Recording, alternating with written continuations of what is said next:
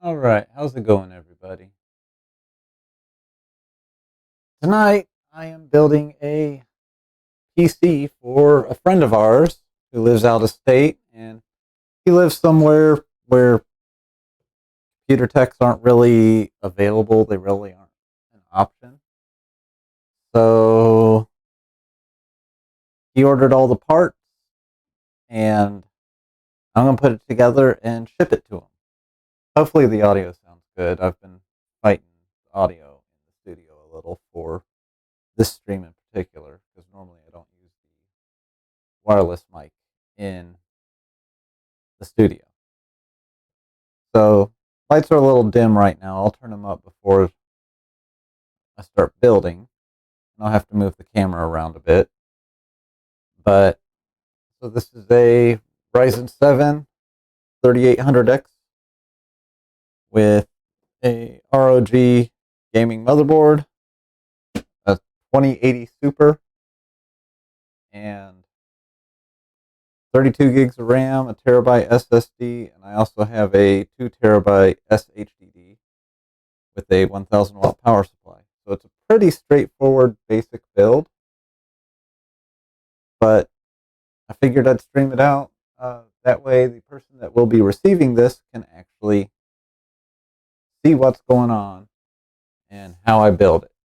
I'll also, for the other people that want to watch, I'm going to talk about these individual components and things about it.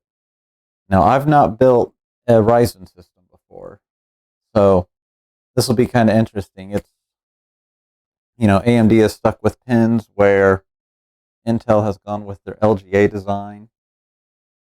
I typically don't deal with stock coolers, and this will have the stock cooler mostly because this thing's got to be shipped. The stock cooler that comes with the Ryzen 7 is more than adequate, and overall, I think the system's going to be pretty nice. Now, I'm noticing that my audio levels keep hitting their peak, so I'm actually going to turn this down a little bit. And you can actually kind of see in the corner there. I'm actually not peaking that bad on this. So let's check our slop settings real quick. Filters, gain. Let's see, is that good? Yeah, that's a lot better. I think I can turn it up just a hair. Test 1, 2. Yeah, that'll be good. So hopefully the audio levels, well, there they go. Hopefully the audio levels will behave themselves a little bit better. As soon as I try to do anything other than actually monitor them, they start peaking or they get really quiet. So I'm going to just pull this up, keep this here, move it over here, and we'll turn it up just a hair to 11.8 and see how that goes. That seems like it's going to work a lot better. So talk a little bit about part selection here. So the Ryzen 7 3800X, it's pretty much the upper end of the curve on price performance ratio parts without going crazy. Now with the budget on this machine, we could have done a 3900, but that would have involved a much larger cooler, and shipping that cooler, becomes a little bit more dangerous because these things get tossed around in shipping. The other thing is that with this person not being able to take it to anyone to service it locally, I wanted to go with something that would be more reliable for them. And the 3950X is a beautiful CPU, but it's a little bit overkill. It's a little bit hot. It's a little bit too much for what this needs. And honestly, they probably wouldn't use that much of a CPU. The motherboard, I like my Asus boards. Gigabyte boards are nice too. Um, I've used some Jetway boards in the industrial realm as well as MSI. I think they're all great, but when it comes down to a nice gaming system, I really like either the Asus ROG series or the Asus Tough series. And I always try to get something with plenty of VRMs, voltage regulators, and something that has a higher end chipset, because the higher end chipsets typically have more bandwidth, more lanes, and more features. This one has Wi-Fi, the RS sync, and all that fun stuff. And we'll be playing with that quite a bit. Next will be video card. 2080 Super, 2080 Ti wasn't enough, for the additional $300 or however much for a 2080 Ti. It's like 25% increase of performance, which is nice, and it kind of scales decently with the price point. But $1,000 on a video card, you're never going to get that money back. It's just not worth it, especially since you're talking like the difference between 150 and 180 frames per second. You're not going to really see it that much unless you are gaming at crazy high resolution. I normally buy EVGA, but the ROG stuff is actually rated quite nicely. This has 3 fans, and I like having that. SSD, this is a WD Black. I typically buy the Samsung Evos or the Samsung Pros. WD Black was basically the same price, had the same metrics, or it was a little bit cheaper, had all the same metrics, and I believe they even used the same chips. It's just a slightly different firmware, um, and should actually get a little bit more reliability out of that. RAM, I'm normally a Corsair guy, but this is G-Skill Trident Z Neo stuff. AMD systems have a little bit of a different memory consideration and performance consideration than uh, Intel. Plus, this has the pretty lights and stuff that the person that's getting this won't even see because this is a metal-sided chassis. And let's see here. Move my screen around a little so I can see what's going on. And then power supply. I only buy Seasonic anymore. They have really proven themselves to me as a reputable and highly, highly reliable power supply.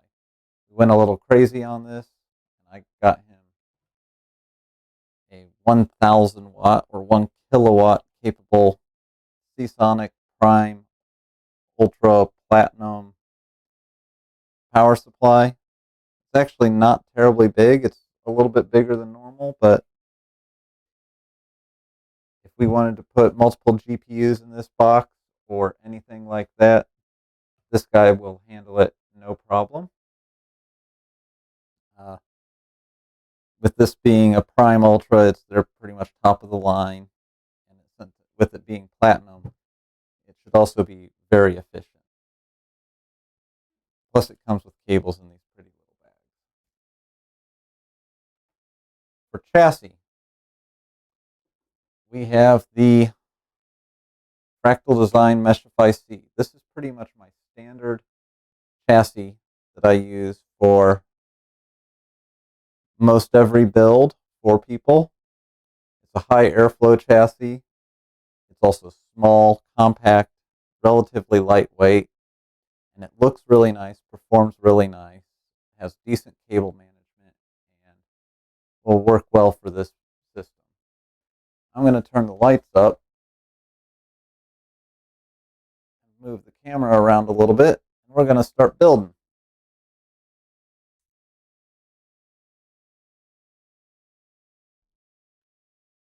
a lot alike, but you'll soon find out that it's going to be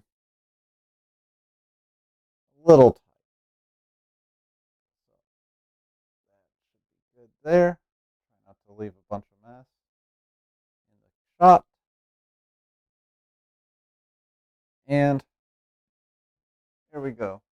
So the Meshify C, if you can, yeah, you can see just fine. Has this really nice mesh bezel. The thing I don't care for about this chassis is that my expander is too aggressive. So that should be a little bit better. Oh well. Testing 1, 2. Testing 1, 2. Oh yeah, that puts it a lot more reasonable.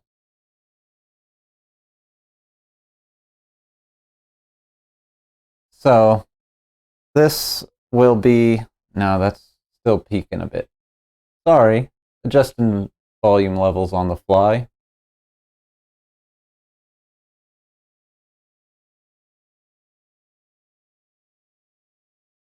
So what this is doing is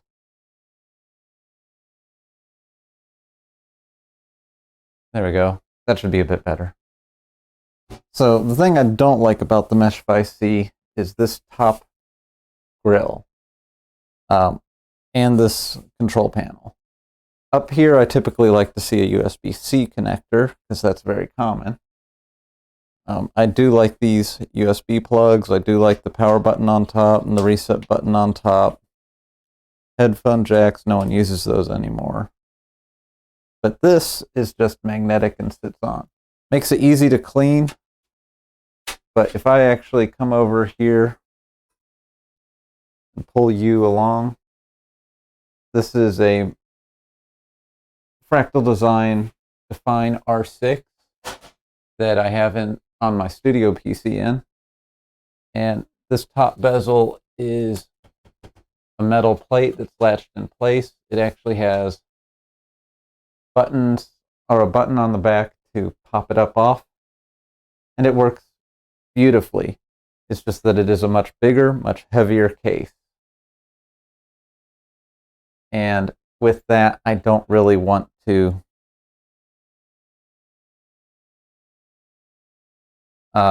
ship a bigger, heavier case that really he doesn't need.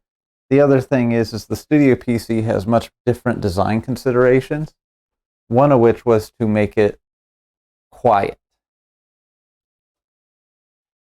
So first thing first, for a PC build, is we will set this in such a way that you get a decent shot, and we're going to attach this big honkin' power supply. So I'm just going to set the power supply there and we're done.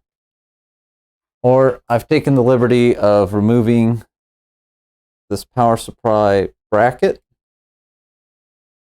from the back of the case. Sits on like that, and then we will attach the power supply, and then the power supply can actually slide in from the back of the case. I'll see if I can get a decent shot of that for this. But we'll have to start off with finding the screws that it's supposed to be mounted with, which comes in this handy dandy little accessory box.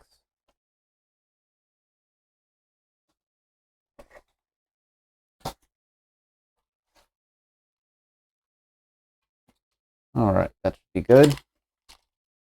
I'm going to try to stay out of the camera shot like I am right now, just so that you guys can see everything I'm doing. Since I'm not dealing with sensitive electronics quite yet, which would mean bare PCBs, I am not wearing my wrist strap quite yet. but I will be very soon.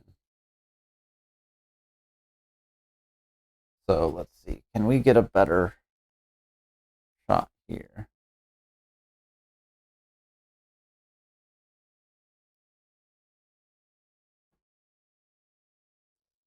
So power supplies have 4 screws in the back. 1, 2, 3, 4. You'll note that 2 are in corners and 2 are offset from corners. That's part of the ATX spec that's older than dirt now. Of course, I remember when it was brand new because I'm old. And I start off by just threading these in a little bit. That way I can get all the elongated holes to line up.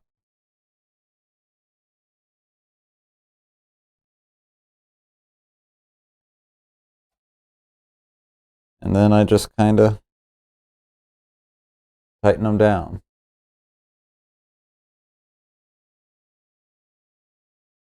And just keep on working it. There's no particular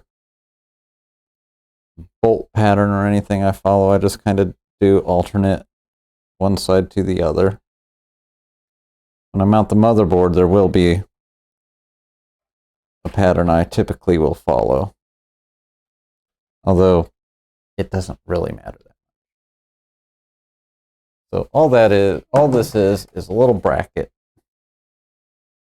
that you can see just gives me some lips and some thumb screws to hold this in the case.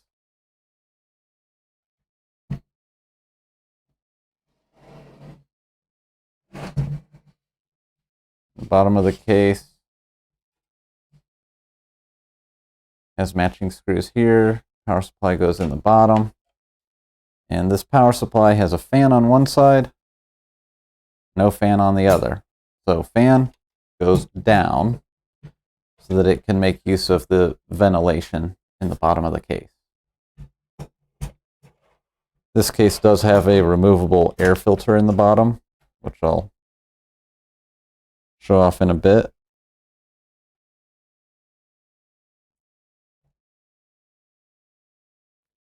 And you can just thumb screw these into place, provided you get your thumb screws lined up with the holes. There we go.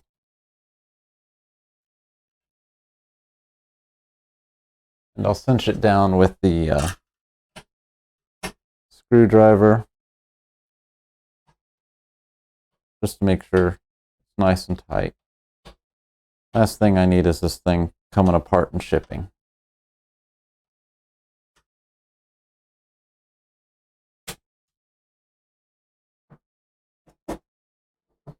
And if we flip this around on the side that you'd call the back of the side, or the back of the case for assembly purposes, you can see the power supply fits in the bottom. It's a little snug, but it's not bad. I might have to pull it out when I connect up wires, but that's okay. There's enough room for cable routing. It's just when it's time to actually plug up stuff, I'll probably have to pull it out and work with it, or plug in the cables so that I can route them.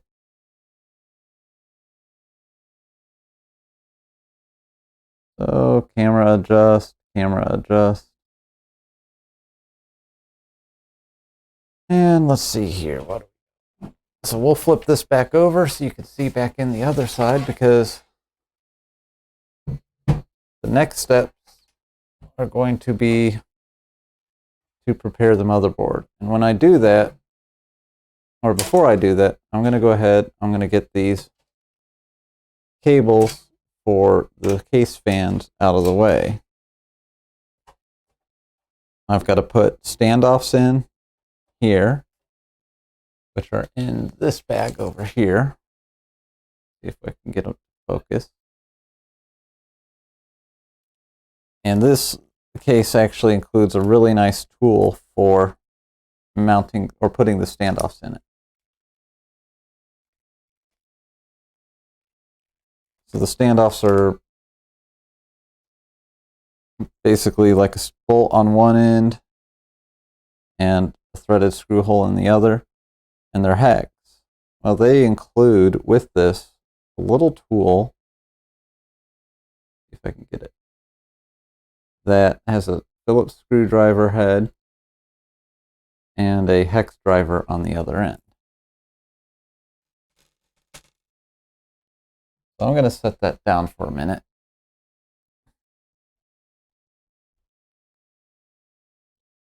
And I'm going to grab the motherboard. And I'll actually pull you over so you can see the unboxing of the motherboard. Pick up some things so that we can have a relatively clean workspace. And let's go over here.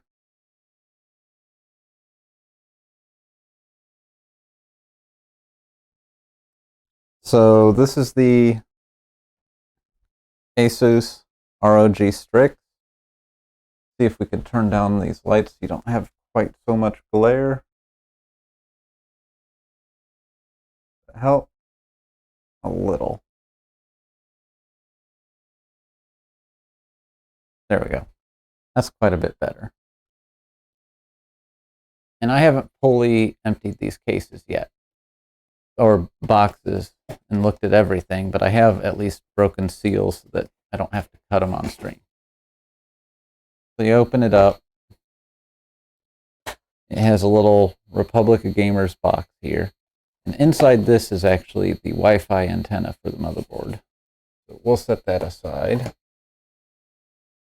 And then you have the actual motherboard itself. This is what holds, your CPU and everything plugs into. So it's kind of important that this is good. We're going to pull it out and set it aside. Underneath is the manual, which has a CD in it, which I don't need right now.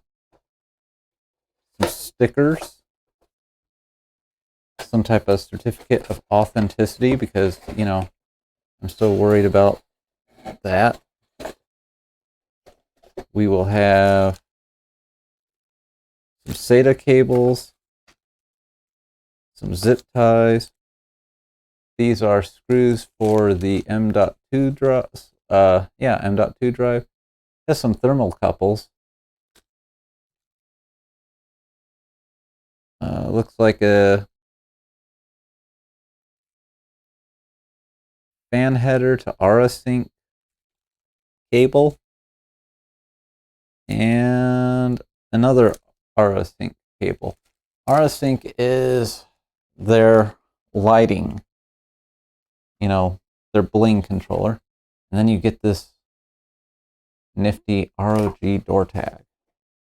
I've pulled out everything that I'm going to use out of this box right now. So I'm going to close it up.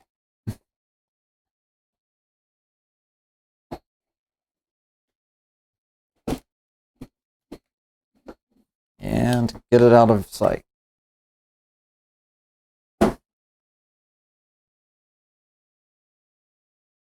So why am I pulling this out right now? Simply because I need to find out where to put those screw posts. So since I'm going to be pulling this out of the static bag, I'm going to put my wrist strap on so that I'm grounded, because this is a $300 motherboard and I don't want to fry it.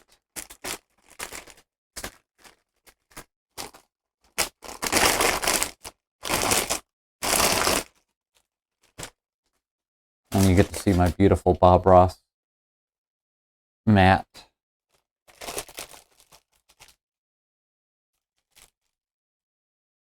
So let's take a look at this. See if I can get you zoomed in a bit. So you can really appreciate how nice this motherboard looks. So your I/O is back here. And then you have this big cowl with heat sinking, which this is mostly display heat sinking, but it does actually work to a degree. We've got some EPS and P4 power, your ATX 24-pin power up here, 4 RAM slots. Pretty standard affair. This AM4 socket, I'm just not used to pins anymore. And then you have a nice heat sink up here with a little blower type fan. It's not quite a cage fan, but it's still a blower. And that's perforated, and it looks really nice. It's soothing to the fingers. And then this and this are M.2 slots. And this is where M.2 SSDs go. And we'll be pulling that off here in a little bit. It has a built-in postcard so that we can see error codes if we need to. All the SATA is along the front up here. It does have a USB 3 connector for front panel USB-C. It's a shame we won't get to use that. More RS-Sync, RS-Sync, RS-Sync. So you can get all kinds of RGB lighting. Your Supreme Effects chip, which I love how they term that or brand that, and really it's nothing special. It's a pretty standard audio chip. So I'm going to zoom you out and move you back over here.